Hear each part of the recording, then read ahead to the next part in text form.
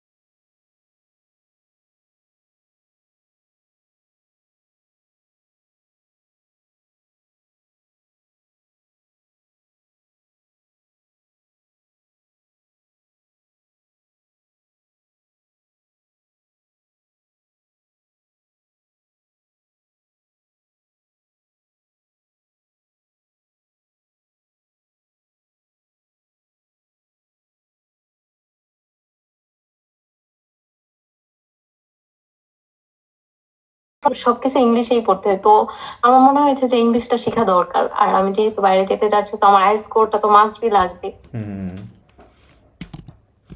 এই রাইট। জন্য আচ্ছা, ওকে। এখন আমার পরের কোশ্চেন হচ্ছে, তুমি বাংলাদেশে তো অনেক সেন্টার আছে, অনেক ইনস্টিটিউশন আছে, তুমি ট্যালেন্ট হান্ট সম্পর্কে কিভাবে জানলা, বা ট্যালেন্ট হান্টেই তুমি কেন ইন্টারেস্টেড হলা অ্যাডমিশনের ব্যাপারে?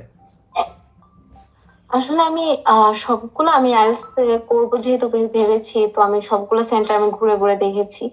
তো আমার ট্যালেন্ট হান্টটা ভালো লাগছে, কারণ এখানে আমি যেই টাইপের চাইছিলাম বা যেরকম ভাবে আমাদেরকে ট্রিট করবে, বা আমি যেরকম চাচ্ছি যে একবারে গোড়া থেকে একবার আমাদেরকে মজবুত করে তুলবে, তো আমি এটা ট্যালেন্ট হান্টেই পাইছি।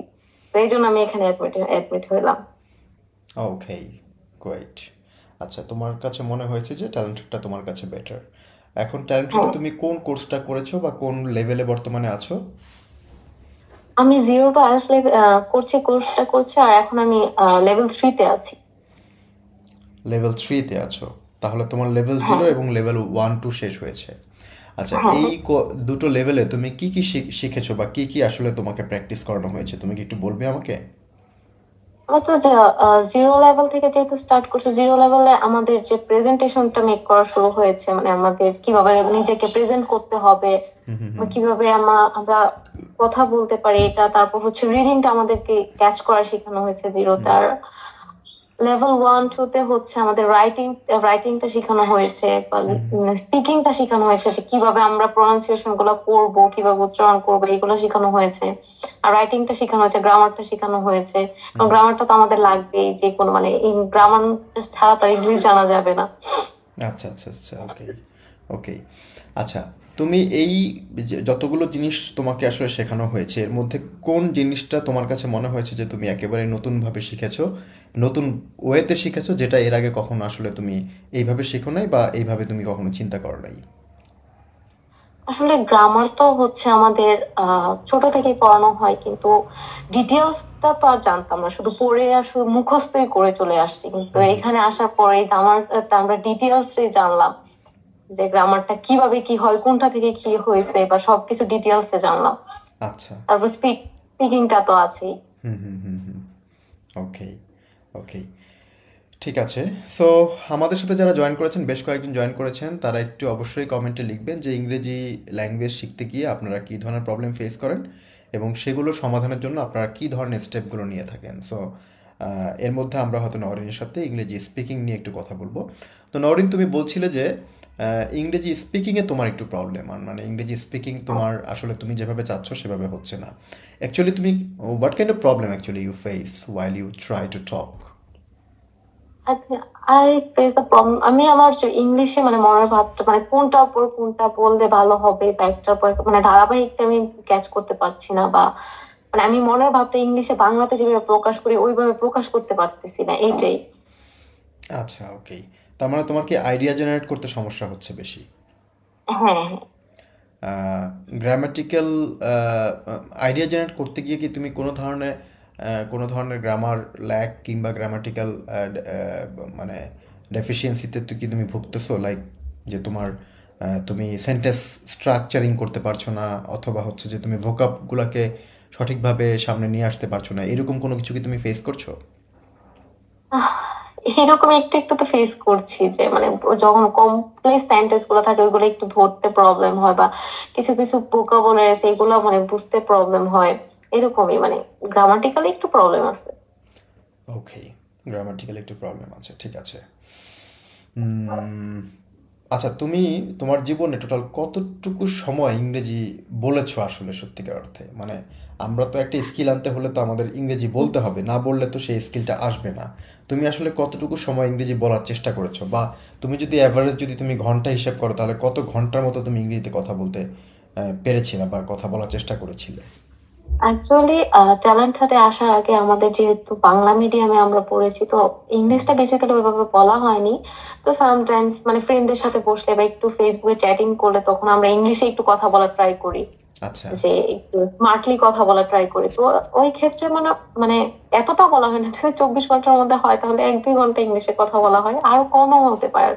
ট্যালেন্ট হাটে ভর্তি হওয়ার পরে আমি প্রায় 70% ইংলিশে কথা বলার ট্রাই করি, মানে আমরা পারি না পারি, হয় বা না হয় আমরা ট্রাই করি বলার, মানে আমি ট্রাই করি। আচ্ছা, ওকে। আহ, কথা যেগুলো তুমি বলো, ধরো তোমার সাথে কেউ কনভারসেশন হ্যাঁ, করছে, সেই কথাগুলো কি তুমি বলার সময় কি খুব অল্প